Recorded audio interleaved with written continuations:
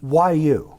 Of all the people on earth that did this, you're a doctor, you didn't have to get involved, you could be probably pretty wealthy by now, practicing, So why did you do this? Well, there are a lot of reasons. The number one reason why I did it was because nobody else would, all right, in terms of disclosure. Now, my heart and passion is close encounters of the fifth kind, higher states of consciousness, the development of training people in the ability to enter into samadhi states, remote view, make peaceful contact with these civilizations. That's how I started. But that was too successful. Because in 1992, I was training 60 people on a beach in Florida near Pensacola, and 4 ET craft popped in and materialized. And that was on the front page of the Pensacola paper. Bang. It lit up the entire intelligence and military community started contacting me. And of course, one guy who had been the head of Army intelligence said, "What the hell do you think you're doing?" Because he realized that I had uncovered the Rosetta Stone of interstellar contact and communication using consciousness and coherent thought interfacing with technological systems that ETs have to effectuate, to cause contact.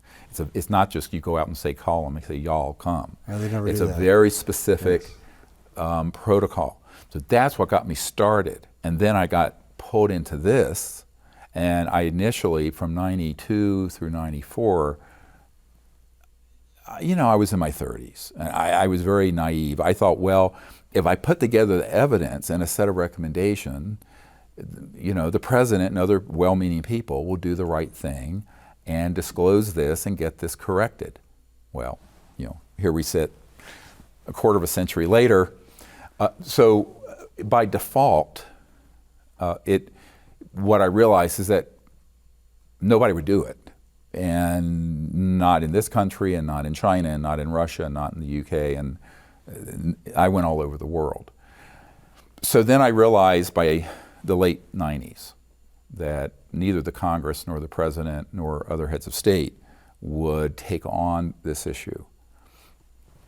And for a couple reasons. The fear factor, let's call it that, intimidation, but also the ridicule factor. Most people of stature, and certainly, a medical doctor, it's not like I'm a psychiatrist at some ivory tower place. I'm an emergency and trauma guy, life and death stuff. And this is the stuff of the tinfoil hat wackadoodle. And, you're very much at risk of ruining your reputation and ruining your career if you touch this subject.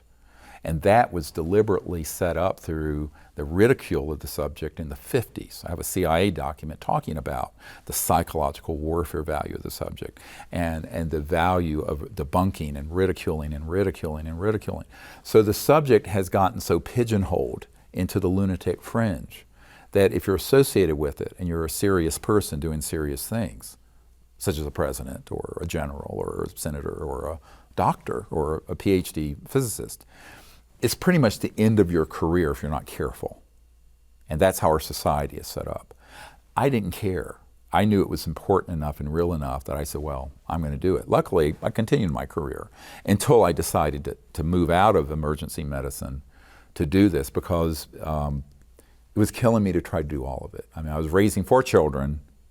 I was chairman of a very busy emergency department and trying to do this, shuttle diplomacy to DC from North Carolina. It was too much. So I said, well, I'm going to have to decide what I'm going to do. So I gave up my medical career, but it's one of these things you do because you feel you should. So I don't think, I always tell people, it's like, oh, you're like this chosen thing. I said, no, it's this saying, many are called but few are chosen. That's not it. Many are called but few choose to answer the call. Right. They're just people who don't want to pick up the phone when it's ringing. The phone was ringing, I saw a need for this, so I picked up the phone. It was that simple. I mean, there's nothing really more than that. And also, I'm stubborn, I persevere, and no one intimidates me. I mean, when I've had people in the intelligence community and military, flat out threaten me. I'll say, screw you, you get in my way, you'll be in Leavenworth Federal Penitentiary for the rest of your life because I've got documents on what you've done that's illegal. So I'm one of these people that's a take no prisoner sort of guy. But it also means that, you make a lot of enemies that way, but you make a lot of friends and supporters. So the people who've supported the work have been both the public, but also a lot of people in the classified world really do want to see this resolved. They do. And they desperately want to see this problem resolved. And they want to see it resolved to a positive and a good outcome. They do. Not all of them are sociopaths. Not all of them. In fact, I would say the majority. The problem is you'll find that people who are the most aggressive and the most violent and the most sociopathic tend to rise up because they're killing everyone on the way up. That's right. All right, and that's the system we have. It ain't pretty and it ain't nice and it isn't kumbaya. Sit around, let's meditate. These are people who really don't mind whacking someone who gets in their way. So I think that creates a dynamic. I always ironically say one of the problems with nice people is that they're nice. Yeah. All right?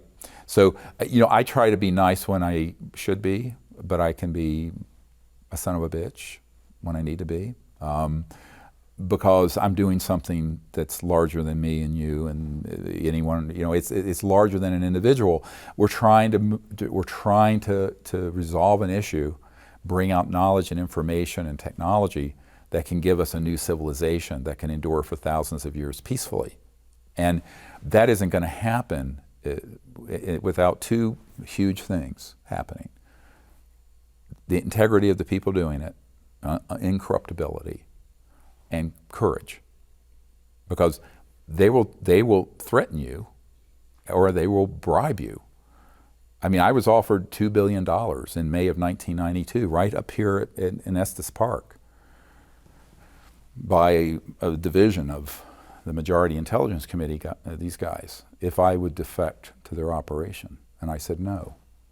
And they went to my wife, tried to convince her. She said, oh, they're so nice, they're flattering you, they want to put you on the board of this group. And I said, yes, they're trying to buy me off, they're trying to silence me. And I was furious. And I said, no, and don't ever approach my wife again about this. But most people take the $2 billion. Also they're offering, a lot of people who flip into that system, if they already have money, they're being offered technology and access and information, being on the inside of this little clique. Like what, life extension technology, that kind of thing? No, just knowledge, information, being on the inside of the in crowd, on this secret stuff. And I know a lot of high-tech people who, and I don't want to name names, but that have come to me, and I've told them, don't answer that siren song of greed, and then they flip and they go over. And that's a lot of people in the UFO who've gotten interested in the UFO world. Next thing you know, they're involved in all kinds of stuff. But you look at who their handlers are, and they're members, they're cutouts and operatives for the intelligence community. So I intimately know a lot of folks like that. So you have to have the integrity not to take the inducements. You also have to have the courage not to succumb to the threats and to the defamation of your character. And those two things are the indispensable. I don't care who you are. But that's a very short supply. Particularly, I have a home in Washington near the White House. That is very short supply in the political sphere, in the high-tech sphere, and amongst people who are in the moneyed, because people don't want to put at risk everything. And what I found is that I had to put at risk everything I have, my life, my well-being, my fortune, everything to do this.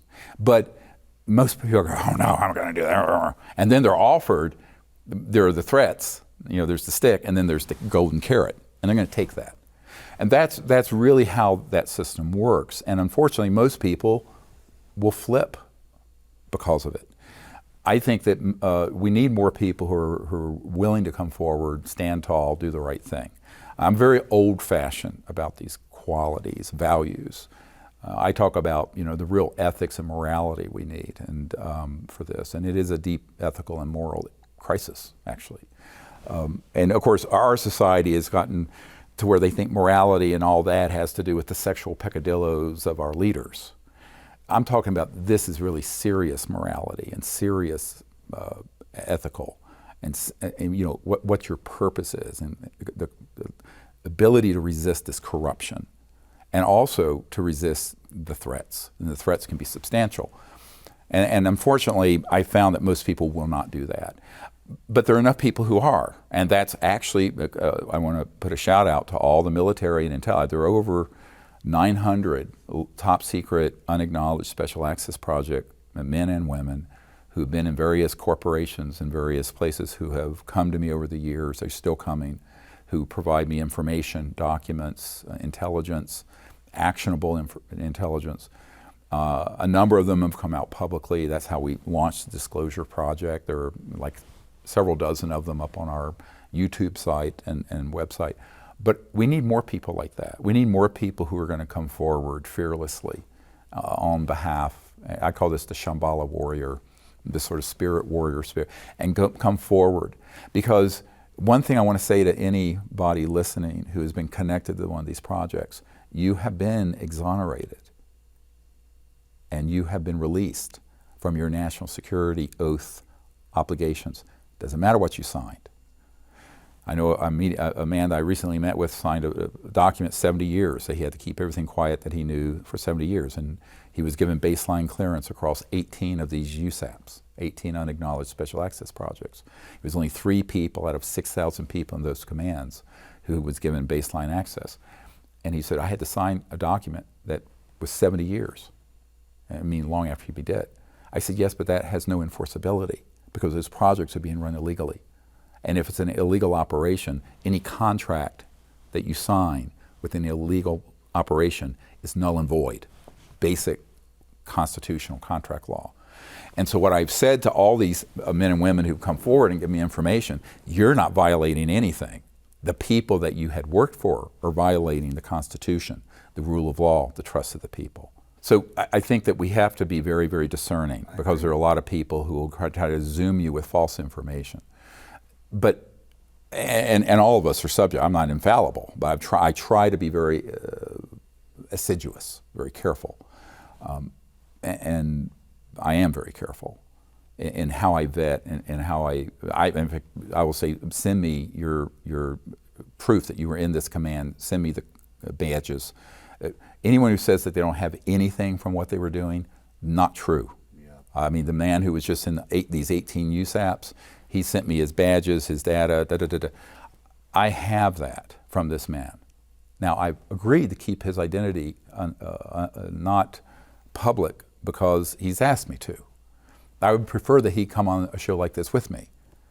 But as a doctor, I am not going to, or as having integrity, I am not going to violate a confidence. Now, I get a lot of flack for this, but I said, no, this is not my place to do that, to sort of out someone who is in fear for their safety of themselves and their family. But what I want to point out is that nobody who has given me information or documents in the last quarter of a century has been threatened, killed, harassed, well, in the last 20 years, because we put a system in place to protect all of us. I'm not going to go into it any further. Okay. No one's being bothered. The other thing is that in 1997, 98, I sent a letter to the heads of all the branches of the U.S. government and agencies, all the 3-letter agencies.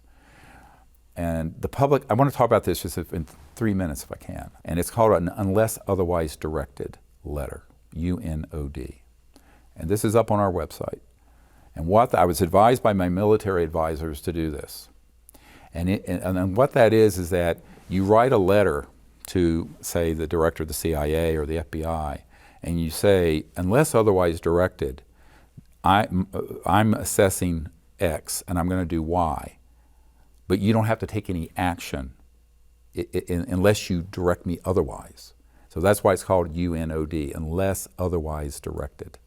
So I sent an unless otherwise directed letter, return receipt requested to all the different agencies and all the different compartments, and said, here's my assessment. These projects are being run illegally. They are without constitutional oversight. Therefore, they are not enforceable for their secrecy. Therefore, any top secret document, material, or person that comes forward cannot be prosecuted under the National Security Act and laws. And unless otherwise directed, we are going to start disclosing those documents and the testimony and those people as whistleblowers, and you cannot touch them. And from 1998 to now, 20 years, no one, verbally or in writing, has ever come up to me and said, that assessment is wrong. Now, the other thing, a lot of people don't know that the Disclosure Project was green-lighted by the head of intelligence by the Joint Chiefs of Staff. Why? Well, Admiral Wilson at the time, many of you may have heard of Edgar Mitchell, and I was sort of educating him and giving him information on this. And I invited him to a stand-up briefing I was asked to do at the Pentagon in the spring of 1997 for J2. J2 is head of Intelligence Joint Staff. And before that meeting, I had sent to the Admiral a document that's in the front of the Obama brief, and it's up on our website. It's a National Reconnaissance Office, the super secret organization that runs the spy satellites. And it had on it the project code names and code numbers as of the early 90s. And it was a security alert. There's a group of people who were trying to penetrate the perimeter to spy on the man-made UFOs going in and out of there that are the alien reproduction vehicles that are made and being test flown. Well, this document I was sent to the Admiral prior to the stand-up briefing, which was scheduled for about 45 minutes. And he recognized one of those commands, one of the compartments, so he contacted them. And he said, this is Admiral Wilson, I'm J2, head of it. And they said, yes, sir, we know who you are. He says, I want to be read into this project. And they say, well, sir, we know who you are, but you don't have a need to know. And he said, God damn it, I'm the head of intelligence of the Joint Chiefs of Staff. How can I not have a need to know? And they said, sir, we cannot discuss this with you, and hung up. Blocked him. So by the time I got to this meeting, he was scared, mad, and it was terrible. I mean, it was a total constitutional crisis. And this 45-minute stand-up briefing that I was doing a presentation for him to get him read in and briefed to the extent I have information ended up being 2 or 3 hours. It only had to end because Edgar had to go up for some TV interview up in New York. But at the end of it, I asked him, won't you help us disclose this information? He says, how can I do this? They won't even read me into this one project. And I've learned that the best thing I know about is a B-2 stealth bomber. And they have things that can do circles around it, and it's point set match. I'm checkmated. And I said, well, you need to head up a group to try to get that under control. And he says, how can I do that without being ordered to do so by the civilian authorities? Who else have you met with? I said, well, I briefed the CIA director and the Secretary of Defense and the President and the Senator. I won't say who it was, on Intel Committee, Senate Intel. He says, well, what happened to them? I said, they were all denied access too. He said, well, then what the hell am I going to do?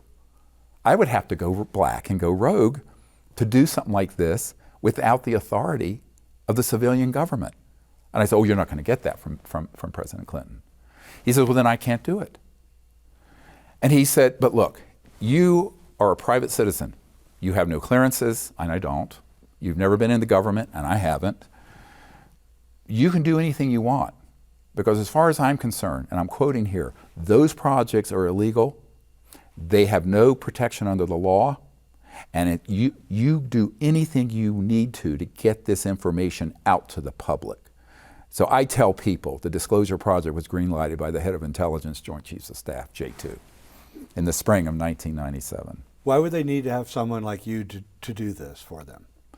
Because when they have made inquiries through the chain of command, they are not being given information. Remember, I talked in the earlier episode about the structure of secrecy and the fact that even if you're in a very high position, for example, when I briefed General Patrick Hughes, the general who was the head of the Defense Intelligence Agency, which is almost as big as the CIA, it's the intelligence gathering entity for the Pentagon, as opposed to the civilian entity, CIA. And he had made inquiries into this issue and had been told nothing. And so My military advisor, one of them, knew this general, had worked with him in a different program, and set up a briefing. Again, another formal briefing at the Pentagon in the E-ring at the general's offices of the Defense Intelligence Agency. So I went, and I do all this sort of as a pro bono service because I feel these men and women who are trying to do the right thing for our country are being left in the dark. And this is what the public doesn't understand. A lot of these military people are victims of this secrecy, very much so. And our boys are being sent off to be blown up in wars because of this secrecy. So I said, I will go and do this. When I got there, the General Hughes, went over to his bookcase and took a little doll, like a little E.T. toy that you get at a store. And he said, this is all I've gotten for my inquiries into this subject. They won't tell me a damn thing. I said, yes, sir, I know this has happened to a number of people in your situation at your level. And he says, well, I explained why. So then I provide the briefing. Interestingly, he shared something that was both disturbing and curious to me. He says, my father in the 60s, now this was in 2000, I forget when this was. My father knew about some kind of secret programs connected to this, and nobody would listen to him and take him seriously, and he knew how dangerous they were. And he ended up eating his gun, committing suicide. He says, all of us are wondering why you haven't killed yourself yet. That was the first question the general asked me, is, Dr. Greer, why haven't you killed yourself? I said, well, I have a different vision of how this can turn out. I haven't despaired over it. Although I've had disappointments, I haven't despaired. His father despaired. But he said to me, well, aren't there people in the DIA who are tasked with this? I said, oh yes, I have Disclosure Project witnesses who are in unacknowledged special access projects dealing with this. He said, well, why won't they tell me? I said, because they think that you would not go along with the agenda of the secrecy and the fact that it's being run illegally. And so and the same thing with Lord Hill Norton. A lot of people have heard of Lord Hill Norton, who was a 5-star admiral, Sea Lord, they used to call them in the old days. And he had been Minister of Defense for Great Britain, was also head of the military committee for NATO. Surely the entry of a vehicle from outer space, certainly not man-made, to a defense base in this country also cannot fail to be of defense interest. And it simply isn't any good, ministers, and the Ministry of Defense in particular, saying that nothing that took place that December night in Suffolk is of defense interest.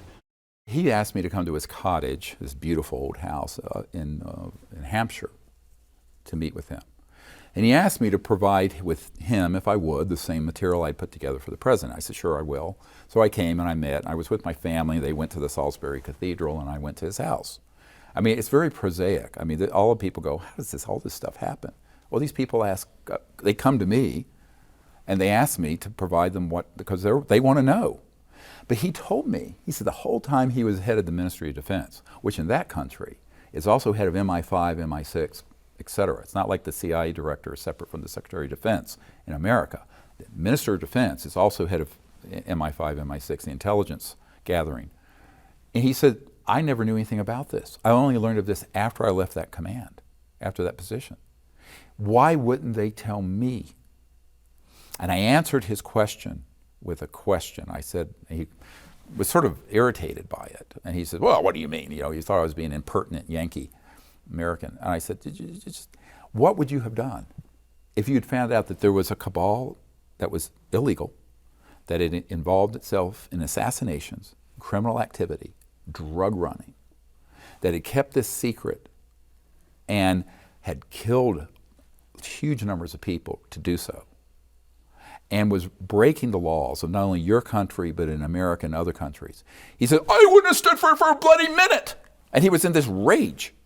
I said, that's why they didn't tell you. Because they did a psychological profile on you, and you're a stand-up guy. You're a guy who would not have put up with this agenda, and you would have been trouble to them. And if you'd have become trouble to them, they would have had to kill you too. So I said, because you're a good man, you were not read into it. And a light bulb went off in his head. Now this is he was in his 80s. He says, that's it. And he was like really depressed about it. I said, no, this is a compliment. What it means is that they didn't want you to know because you have integrity and you have courage and you would not have put up with this because they would have had to deal with you the way they have with many other people. You know, a lot of people don't know that when George Patton went over with Paul Mellon and Dulles at the end of World War II to retrieve one of the Adolf Hitler's discs. They didn't have it fully operational, these anti-gravity things they were working on. That was their secret weapon. That General Patton wanted to disclose this and bring it forward to benefit humanity. They killed General Patton over this. They killed Forrestal. So there are a lot of people, there are a lot of dead bodies out there, and this is not a conspiracy theory. So I told him, I said, that's why they didn't brief you on this, and they kept you in the dark. And I told General Hughes the same thing. You're somebody who they did a psychological profile on, where they would not have felt safe giving you this information because you would have not gone along with this kind of illegal, ruthless behavior. So that is, the takeaway from all this is that is the metric. That's the litmus test that's done to determine whether you're in or out. It's not your rank. So that's why some CIA directors have known, some haven't. Some presidents have some information, some don't. Some senators have information, some don't. That's the litmus test. Will they go along with this? And if they think you're going to be too much trouble and they're going to have to do a wet works are assassinations, on you, then no, they're not going to do it. So, you know, I'm a lot of trouble, but, you know, I've not been in that system. I'm a civilian. I think Michael Corleone in The Godfather 2 said it best. You're an honest man. That means you're dangerous. Yes. An honest person with courage, integrity, that is very dangerous when you're dealing in this crowd.